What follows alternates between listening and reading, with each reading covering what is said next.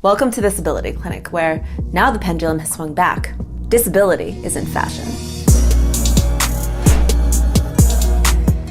I'm your host, Dr. Stephanie Van, and we're joined by the illustrious host of Read My Mind Radio, Mr. Thomas Reid. For our audio description, please check out part 1 of this series if you haven't already. Do you want to watch the hypnotism scene where the audio description is like pretty much perfect? Yeah, because I wanted to know a little bit more about that. Where was your mom? A close view shows Missy stirring the tea. Chris gives a light shrug. She was coming home. She wasn't home. What did you do?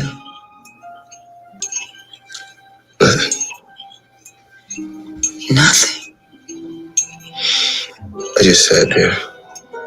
You didn't call anyone? No. Why not? I don't know. He sheds a tear. Thought that if I did, it'd make it real. More tears fall down his cheeks.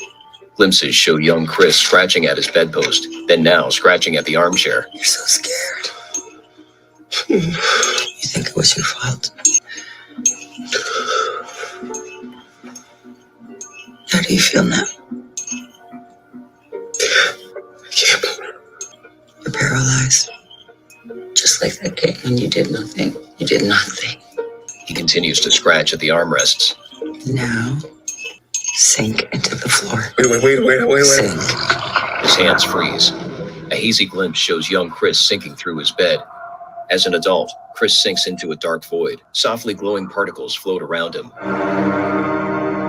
Chris reaches upward, his eyes wide. He continues to fall slowly within the endless void. Chris calls out. A rectangular image of Missy in her office chair drifts further away from him. The distant view of Missy ceases to become smaller. Leaning forward, she sets down her teacup. In the office, Chris sits completely frozen. His eyelids flutter slightly, and tears stream down his cheeks. Missy leans in, staring at him. She leaves her chair and crawls towards him. From within the void, Missy nears the distant view and peers inside. Chris stares up at her and attempts to speak. Now you're in the sunken place. He screams and stretches out a hand. In the office, Missy closes Chris's eye, submerging the sunken place in total darkness. In bed, Chris jolts awake. Sunken place. No, all right. Yeah, no, not okay. The floating particles, did they have any specific look to them? It's not like a snow globe flurry. It's like it's kind of like when you're in deep, clear water and like maybe 1 or 2 flecks in the water will kind of reflect light and light up. But I like that they mentioned that because otherwise the screen is black. It just looks like a void. The particles are kind of the only other thing besides Chris that you can see. In terms of the blindness stuff, when she closes his lids and stuff like that, is the total blackness. I mean, it's just the sunken place. I mean, there's so many things about this. The sunken place could be a lot of different things, right? Jordan Peele has kind of compared it to the place that marginalized populations get put when sort of the dominant demographic kind of takes over and exerts its power, because Chris he's mute or he's silent, like he's trying to scream, but he can't. I think that, like you said, that can apply to lots of different positions. Yeah, I like those things I don't necessarily like when I don't get it, but it makes me wonder in terms of audio description, if a different writer wrote that particular piece, like, right? Because, you can assign something to different folks. It didn't create an image for me, right?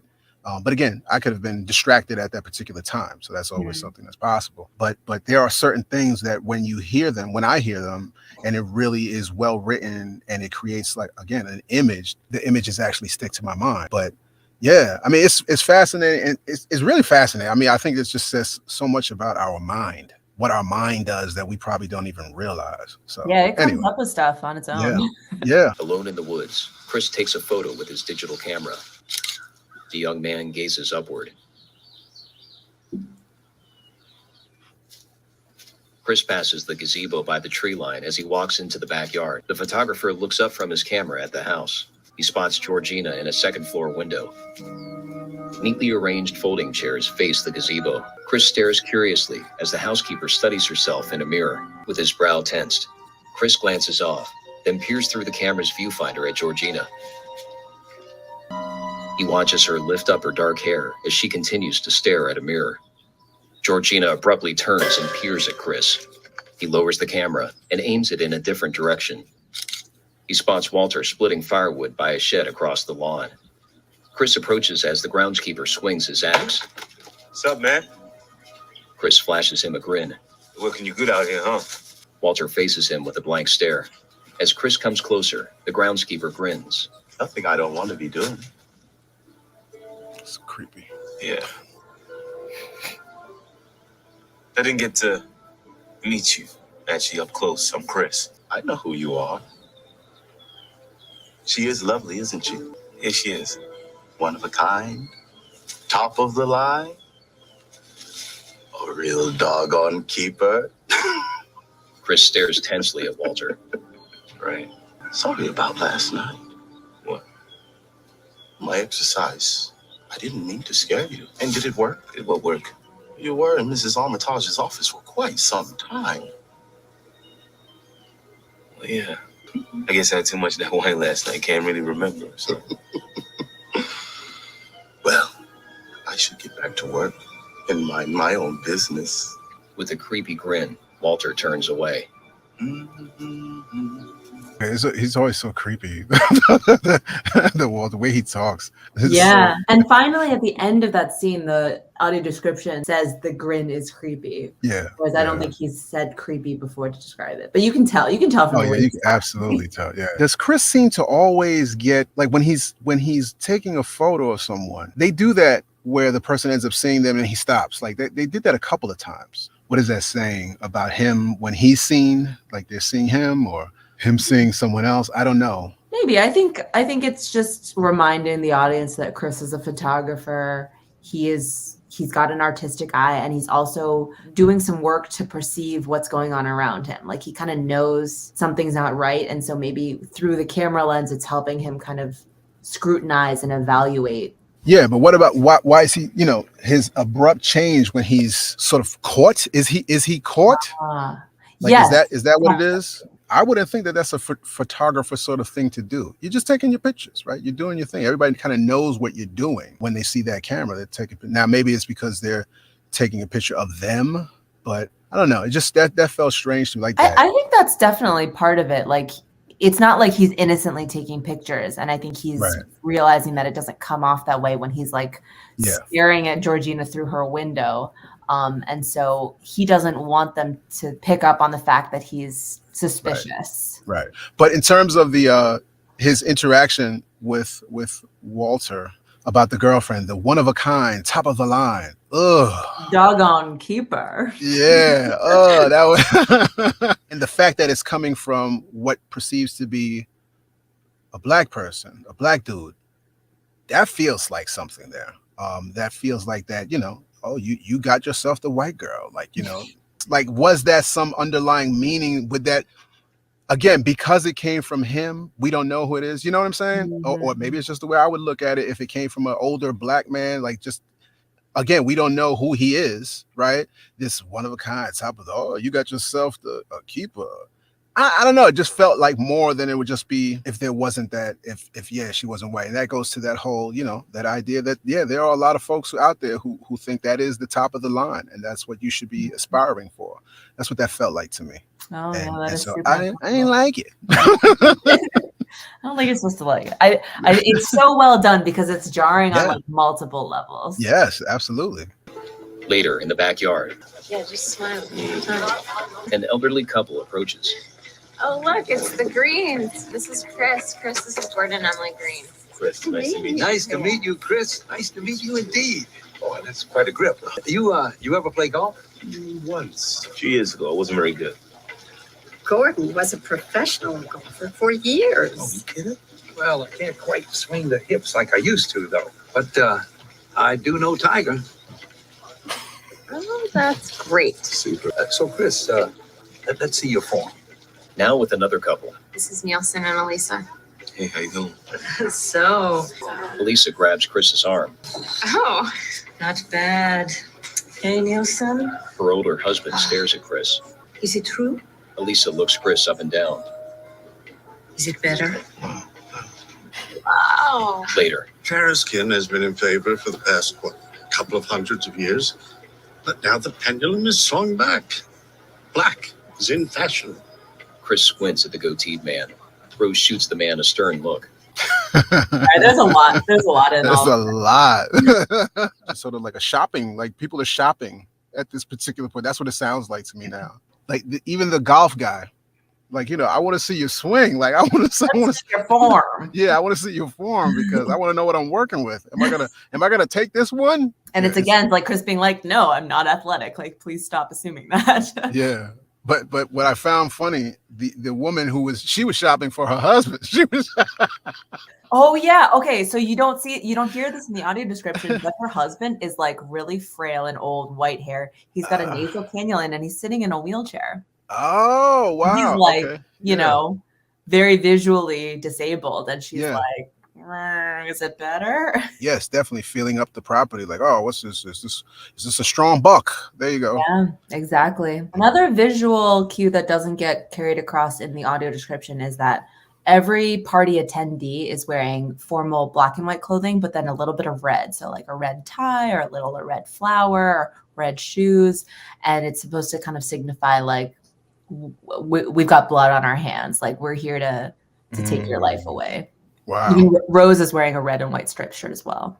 Wow. Yeah, that's pretty good. And Yeah. Chris is in blue, I think, the whole movie. Okay. So what's the blue? Is that you got the blues? I don't know. It could be. Some blues. Maybe in it's there. just kind of the polar opposite of red. Like red's a really warm, angry color, and blue's a really cool, calming, peaceful Again, color, maybe. Are we making the flag? Oh, I don't know. Maybe. Yeah, maybe. Also, like his friend Rod, TSA agent, like he's Yeah. wearing a blue like officer uniform. I don't know. It's interesting because red versus blue is also a very classic, like, okay, two teams against each other. Yeah. Red. Who's red? Oh yeah, politics, exactly. Yep. Republicans versus Democrats, absolutely. Chris spots a thin black man standing by the drink table. He crosses the yard toward the thin man, who wears khaki pants, a brown blazer, and a straw hat. Smiling, Chris approaches the man from behind. He taps him on the arm. Good to see an old brother around here. He turns, revealing himself as the thin man that was abducted. Yes, of course it is. He smiles at Chris. Something wrong? An older woman joins them. Oh, hello. I'm Philomena, and you are Chris, Rose's boyfriend. fantastic. You two make a lovely couple. Yes. Where are my manners? Logan King. Chris was just telling me how he felt much more comfortable with my being here. That's nice. Logan, I hate to tear you away, dear, but Well, it was nice to meet you, Chris. Chris offers a fist bump, but Logan grabs onto his fist and shakes it. Goodbye. The couple walks off. Chris lifts his brow in confusion. He watches Logan and Philomena approach some middle-aged white guests. The thin young black man does a spin, and the other guests admire him. Wow. Yeah. You know, it's funny because when she walked over and he said, "Oh yeah," he said that he feels more comfortable. What? Like, why would you wouldn't say that? Like, who's gonna give you up like that? Like, Yeah. The first one. And then that little head when he's going, you know, he puts his fist out, he gives him a dap, and he shakes his hand. Like, Yeah. Chris's expression after like Logan first speaks to him is just like, what the heck is wrong with this guy? yeah. Did you see the what's the name of it? Judas and the Black Messiah. It's been on my list forever. I need to watch Yeah. it. Yeah. And unfortunately, do not watch that with audio description. That was when I did an episode about that because the audio description was a white lady. And coincidentally, it's about the real Black Panthers. And so I thought that was ironic. Like, Man, you would think same that company. like Same company. you have I feel like you have to go out of your way to be like, oh, this is a very important like Black cultural movie. Like I just don't understand like why nobody thinks about that. Yeah. Or like some why people does do. it keep happening? Yeah. Some folks do. But it was the same company. The more videos we do, like the more like audio descriptions we critique, maybe this message will like really start to get out there and people will actually start to pay attention more. Like Yeah. I want that to happen soon. It's clearly Absolutely. overdue. Yeah. Oh, if I could take a quick moment to shout out. We have a and hopefully it's working better. But I put out a pledge for those involved, and it's not just people involved in audio description, but also consumers and anyone who kind of wants to support this idea of culturally competent audio description that is that involves blind people doing that, working within the thing, all of that. We have a pledge out there, and I'm looking for more folks, not just within the industry, but I'm definitely looking for people within industry to sign it, because a describer who's approached with the idea of doing the next Black Panther or whatever it is, they should within themselves say, okay, look, I might not be right for this role. I want people to take responsibility, because apparently the folks in power, the folks who make the decision, aren't necessarily always making the right decision, but we have more control. We can actually be a part of that. Everyone can be an ally, if you will. And so I want people to take the pledge. Yeah, take the pledge. Take the pledge. Absolutely. Awesome. I'll put the link in the description to make sure Cool. everyone who sees these vids will be able to access that. He spots a man with a walking cane seated by the gazebo. A bearded man leans down to speak to the seated man, then leaves him alone. Chris walks between the arranged chairs. Holding his cane, the other guest remains seated. Ignorance. Chris glances at him. Oh, all of them. They mean well, but they have no idea what real people go through. Jim Hudson. Chris. I know who you are. I am an admirer of your work. You have a great eye. Wait, Jim Hudson? Hudson Galleries? Believe me, the irony of being a blind art dealer isn't lost on me. Chris joins him. How'd you do it? My assistant describes the work to me in great detail. The images you capture so brutal, so melancholic. Used to dabble myself. Wilderness, mostly. I submitted to Nat Geo 14 times before realizing I didn't have the eye. I began dealing, then of course my vision went to shit. Life can be a sick joke. One day you're developing prints in the dark room, the next day you wake up in the dark. Genetic disease.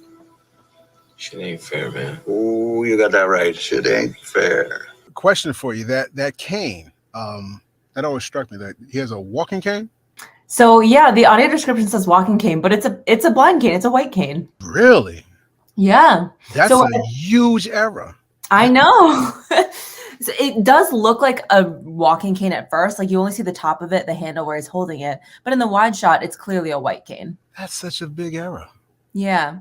Yeah, because Wow. I think visually it's like very obvious that he's blind. Like when you see him, oh yeah, he looks blind. But I don't know if the audio description really makes it as obvious as it should be. I think immediately Hudson, like he seems more down to earth. Like he's already trying to separate himself from the rest of the white shoppers, basically. And the first thing he's talking about is, oh, everyone's ignorant. Yeah. And then he kind of refers to both of them as real people. Like, oh, those people have no idea what real people go through, as if he and Chris, because of their life situations, are more down to earth, more experienced, have a different perspective, what have you. I think he's trying to find common ground with Chris by saying he's in a marginalized experience also. Yeah. And that's good that you brought that up. I'm glad you brought that up, because absolutely there was definitely that. And how false is that, especially within this place? So that's almost like a statement about intersectionality, right? Yeah. So like, yeah, this guy, and that's what happens. Oh, come on, man. I'm disabled. I get it. Really? Yeah. Meanwhile, you trying to take my body? Like, I don't know how long he's been blind, but again, a trope would be that, he has very little adjustment. It sounds like this guy's pretty successful. He has his art dealership, but yet he's still yearning for his sight. Not to say that doesn't or wouldn't happen, because it does, absolutely. But, it is stereotypical. It's simple. It's really not any sort of anything new about the blindness, and not that they're supposed to do that, but it just seems easy and cheap. And then the whole thing about like blind people, like it's still going to be ironic for him to do something that is sight oriented, that feels terrible, because just about everything is sight oriented. People would think the same thing about blind coders, okay, well, there's other ways to do these things. Mm-hmm. Oh, if a blind person owned which I'm sure there are some who do or did, a trucking company or something like that.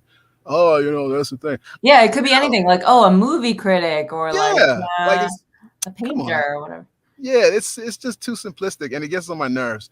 I think that's a very good point. It's kind of reductive. It kind of assumes that, oh yeah, if someone was into photography and art and lost their sight, they would naturally want to get their sight back. That would be the priority and motivation. It's like, okay. The interesting thing is the character describes how he's adapted. He's like, yes, I am successful. I have someone who's in my ear who kind of helps me interpret things. So he's describing sounds like a very successful adaptation. Yeah. Yet that's still not enough. And he's still going to be a bad guy because he wants vision. Well, again, that's an easy trope because, like, if you look at movies, historically, lots of movies, the villain is a disabled person in some way, some capacity. You look at, the Bond, James Bond movies, Yeah. all sorts of stuff that the villain in many books throughout literature, there is a disability about it. And again, it feels way too easy. People have to sort of feel as though this person is not like them, I guess, to be a villain and separating them. But that feels terrible. That just sounds terrible. It's like this non-human thing or something. It's old, it's corny. We need to move past. Downstairs, Chris walks through the house. Chris, I want to introduce you to some friends. This is David and Marcia Wincott, Ronald and Celia Jeffries, Hiroki Tanaka. Chris stares at the group and forces a grin. Too many names to remember, but hi. Do you find the being African American has more advantage or disadvantage in the modern world? It's a tough one. Yeah, I don't know, man. Chris spots Logan. Hey, yo, man. They were asking me about the African American experience. Maybe you could take this one. I find that the African American experience for me has been, for the most part, very good. Although I find it difficult to go into detail as I haven't had much desire to leave the house in a while. Chris aims his phone. I've just had no interest. The chores have become my sanctuary. The flash from Chris's cell phone camera causes Logan to freeze. Logan's grin fades and blood drips from his nose. He trembles and stares at Chris, who gazes back at him in confusion. Get out. Logan goes to Chris. Sorry, man. Logan grabs him. Yeah, so Logan, that's kind of, I mean, it's terrible and it's funny at the same time to me, just because the fact that he's been in the house and he's focusing on chores. In terms of their relationship, she has this new young body. So at first when he says they was in the house, I was like, oh, what they doing? Oh, that's definitely implied. She was like looking at him like, ugh. Oh, okay. Did she? Yeah. Yeah. Oh, yeah. So there's that, and then the chores. But he definitely wasn't trying to attack Chris. He's really warning him. He's really telling him, get out. Like he told him. Like that's the way I take that part. Yeah, absolutely. Yeah. Dre is kind of like, after the flash, when Dre is kind of like, his nose is bleeding a little bit and he's kind of becoming himself again. Yeah. There's this like water sound effect. It kind of feels like a rushing of water, and then there's a little bloop, like right when he kind of snaps into it and starts like saying get out. And it kind of evokes that feeling of deep water and like being in the sunken place. Right. So he's coming out of the sunken place. Yeah. That flash. So, again, it's the flash. So that is sort of a visual thing there. That flash and representing the light, right? So he's seeing the light. Is he sort of, did he go to the light? Not in the way of death, but coming out of that sunken place. That idea of that power of that camera, right? When he would stop taking the pictures, when somebody would look at him. I don't know. I'm still sitting with that. I'm still sitting with that because I think there's so much more to that. There's something else there. Again, there's the photography, there's the camera as the third eye or whatever it is, that other point of view, but the power of that. Is that a statement about the power of the camera? I think Jordan Peele is using the camera and Chris's photography as sort of a theme that's recurring. And I think it's all leading up to that moment right at the end when he's fighting with Walter, the grandfather. And instead of like a brawl and punching, he flashes his camera in Walter's face. And ultimately, that's what helps him survive. And Walter like comes to and basically saves him. Yeah. So I wonder if it's all kind of suggesting and leading up to that moment of like the photography is what is going to help Chris survive this. That's interesting. Like that's his career. That's his passion. Is that saying something? Like, we all have our different passions and they can all be the thing that saves us, quote unquote, that we should sort of stick with or pursue. I don't know. but I like thinking about it. I think it's a good line of thought. And it's interesting because most of these white people, these villains, are objectifying him in all these other ways. Like they're seeing him for what they can do for them. But then the only person who like has a dedicated interaction admiring Chris's photography is the blind villain, Hudson. But again, it's even though that is praising a part of Chris that he truly is passionate about, he's still objectifying him and wanting to use him for that, whereas Chris is just doing that for himself.